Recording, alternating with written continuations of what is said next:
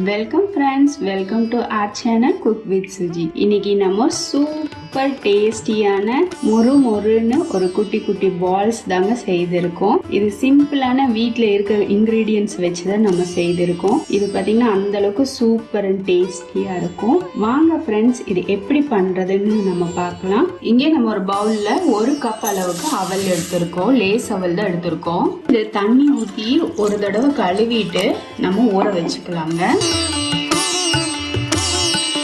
2 தண்ணி நம்ம கழுவியாச்சு. தண்ணி பார்த்தீங்கன்னா நம்ம இது போல அழுத்தினாதான் தண்ணி வரும். ரொம்ப எக்ஸஸா தண்ணி இல்லாம இது ஒரு 5 நிமிஷம் இப்படியே வச்சிடலாம். இந்த அவல் வந்து ஊறிடும். லேஸ் அவல்ங்கிறதுனால சீக்கிரமாவே ஊறிடும். இப்போ அவல் பார்த்தீங்கன்னா ஊறிடுச்சு. இப்போ இதுல வேக வச்ச உருளைக்கிழங்கு இது போல துருவியோ இல்ல மசிச்சோ சேர்த்திக்கலாம். மசிச்சோன்னா அன்ஈவனா இருக்கும், அதனால நான் துருவிக்கிறேன்.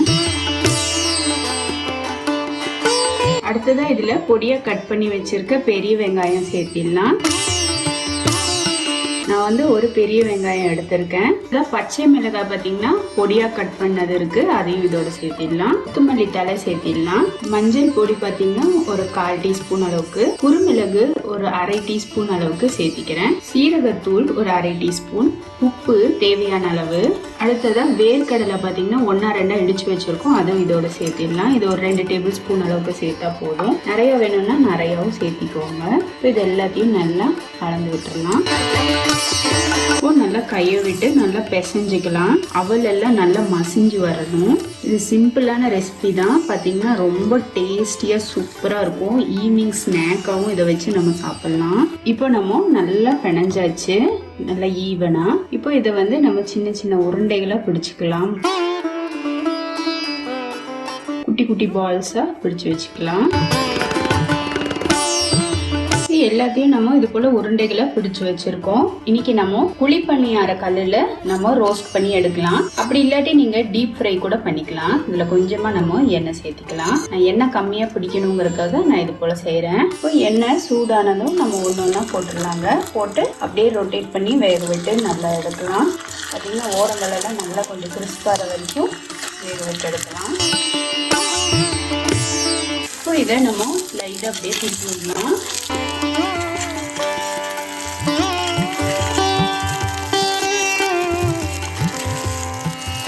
ஃப்ளேமை ஹை பண்ணாமல் மீடியம்லேயே வச்சு நம்ம இது போல ரொட்டேட் பண்ணிகிட்டே இருக்கலாம். நல்ல ஓரங்கள் எல்லாம் நல்லாவே உங்களுக்கு கிறிஸ்பாகி வரட்டும். இப்போது சுற்றியும் முருகலை சூப்பராக ரெடி ஆயிடுச்சு. இப்போ நம்ம இதை எடுத்துடலாங்க.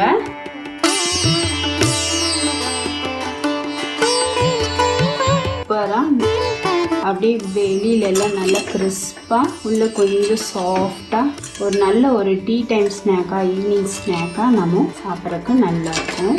இதே போல எல்லாத்தையும் எடுத்துக்கலாம். இது கூட கொஞ்சமா கெச்சப் வச்சு சாப்பிட்டு பாருங்களேன். அவ்வளோ டேஸ்டியா சூப்பரா இருக்குங்க. நம்ம இன்னைக்கு அவல்ல செய்த இந்த மினி குட்டி குட்டி பால்ஸ் பார்த்தீங்கன்னா சூப்பர் ஈவினிங் ஸ்நாக்கா நல்லா இருக்கும். இதே போல உங்க வீட்லயும் ட்ரை பண்ணி பாருங்க. ட்ரை பண்ணி பார்த்துட்டு வீட்டில் எப்படி இருந்ததுன்னு சொன்னாங்கன்னு மறக்காம கமெண்ட் செக்ஷன்ல போஸ்ட் பண்ணுங்க. இது வரைக்கும் நீங்க நம்ம சேனலை சப்ஸ்கிரைப் பண்ணாம இருக்கீங்கன்னா மறக்காம குக் வித் சுஜியை சப்ஸ்கிரைப் பண்ணவும், சப்போர்ட் பண்ணவும், பெல் ஐக்கானை கிளிக் பண்ணவும் மறந்துடாதீங்க. வாங்க ஃப்ரெண்ட்ஸ், இன்னைக்கு இந்த சூப்பரான மினி பால்ஸை என்ஜாய் பண்ணலாம். இது வரைக்கும் வீடியோவை பொறுமையாக பார்த்ததுக்கு ரொம்ப ரொம்ப நன்றி ஃப்ரெண்ட்ஸ். தேங்க்யூ.